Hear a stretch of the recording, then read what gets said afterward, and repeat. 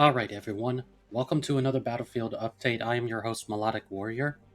This is just going to be a mini cast, just going over some more current information about Battlefield 2042, and we'll basically try to get you up to speed as to what's going on.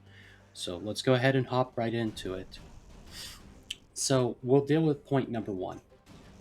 So in the last week or so, we have gotten word from the usual suspect leaker of Battlefield 2042, Tom Henderson, and he spoke actually about the possibility that there will be cheating in Battlefield 2042. So, I have the tweet up here. Let's read it together. I recently spoke, and by the way, it's dated for the 24th. I recently spoke with a hacker provider about Battlefield 2042 cheats already being advertised, etc. He replied, "Yeah, that game is effed. We have seen a 400% rise in website traffic and signups in August over July, with a large amount of that coming from Battlefield 2042 searches. Hacking is becoming that big of a problem that Call of Duty has even used a new anti-cheat feature as a way to advertise the next Warzone map and integration." He brings up an excellent point that cheating is becoming a very rampant problem. And even during EA Play Live, when they were only dealing with the first person shooters, and even during the actual EA Play Live event where they showcased off, different studios except for BioWare, that was a topic that did come up. And they did say that they are working on an anti cheat in the background that they're hoping to deploy with the launch of 2042. We shall see what happens. But the fact of the matter is that hacking is in fact more of a problem than ever before. And quite frankly, it's really interesting to see that it's even getting into games where it didn't used to be terribly common, right? Most of the time in previous Battlefield, it usually takes about 3 to 6 months for cheats to really start showing up in any noticeable numbers, basically. And because if there's one thing DICE has been good at, it's been multiplayer support. So we'll have to wait and see how that turns out, but there's a lot more that can be said on that. And also, in terms of release, I have some very interesting news to share with you guys. This piece of information, by the way, was kind of passed up by a lot of other places. So here we have PlayStation Game Size. PlayStation Game Size is a Twitter account that basically focuses on, well, data mining the PlayStation Store, essentially. And when they find information, they will post it on their page, not just the title, game size, and all that jazz, but if there's any other smaller details like only compatible with this console and not that console kind of deal. Now, with that being said, yesterday, this is what they said. Beta early access available for all platforms. Still data not added, only name, after date added. I reveal icon background size. In other words, basically, there hasn't been enough data mining to complete the tweet. So we are not that far off from beta, guys, but I would still say continue to hold your breath because, quite frankly, the reason why it's been taking longer than expected to get this beta testing done is because of the fact that when they did the original technical testing, they ran into some optimization issues, especially for consoles. And so they're having to go back to the drawing board, so to speak, and really work through and figure out how to fix some of them. So that way, when they do get it out to console players, it's not going to be buggy as ever. Basically, this is what you can expect. For performance metrics, it's going to be very different than what I originally was told for the consoles. I won't say what I was originally told. I think I have a video anyway on my YouTube page somewhere that talks about that. But let me give you the updated specs. So the idea is this. If you are running on a PlayStation 4 or a Xbox One, so any of those console series, the target resolution that your console is going to be going for is, if you choose, which, by the way, let me clarify something real quick. The game's going to have two options: performance and quality mode for the older generations of consoles. If you choose performance mode, it's going to target 720p with medium graphical settings and of course ray tracing off. So the settings overall will allow it to be able to run 30 frames a second.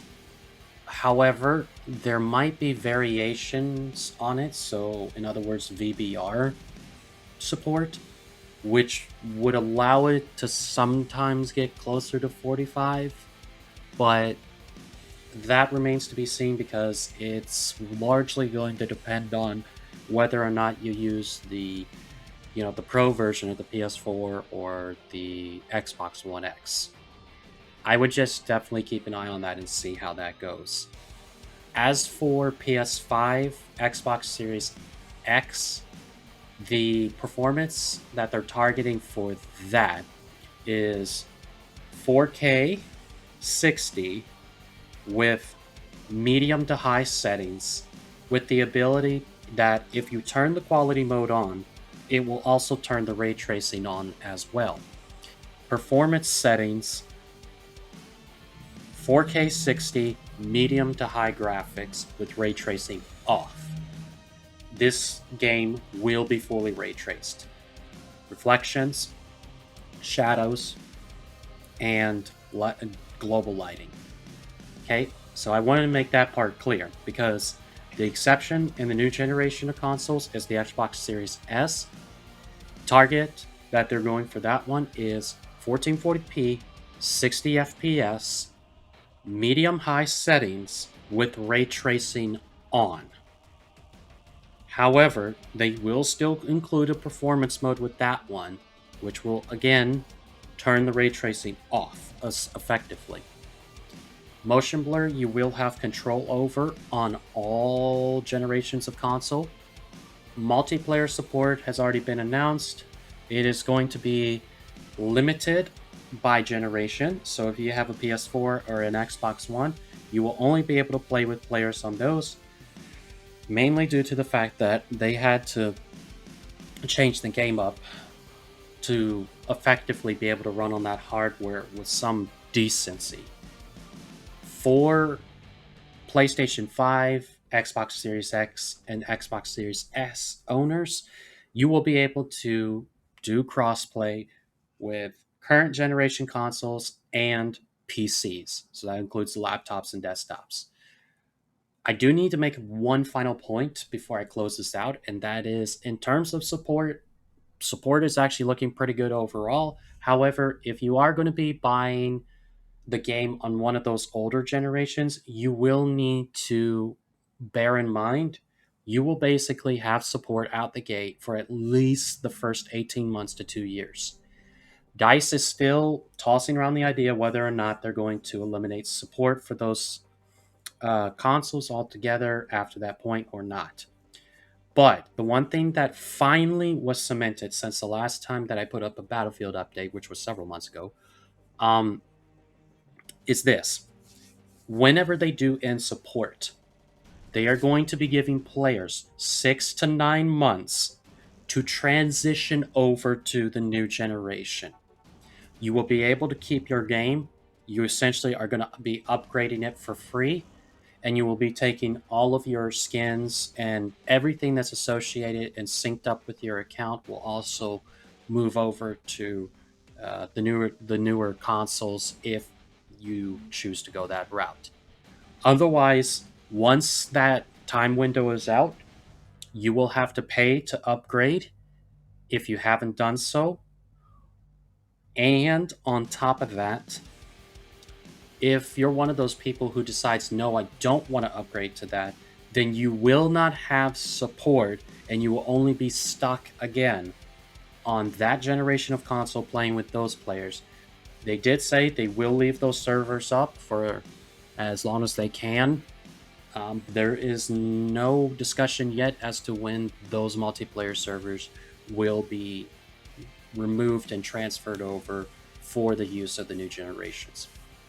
So, with that being said, this has been a quick update as to where Battlefield is going. I thank you for at least listening to this update. Please like, subscribe, share it. Let's get this community growing even more. I appreciate it.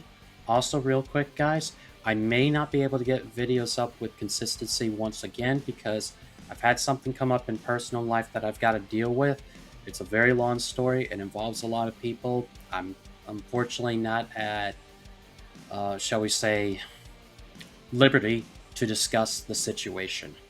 All I ask is that if you are one of those people that prays, just pray that I find some wisdom and a solution to what's going on.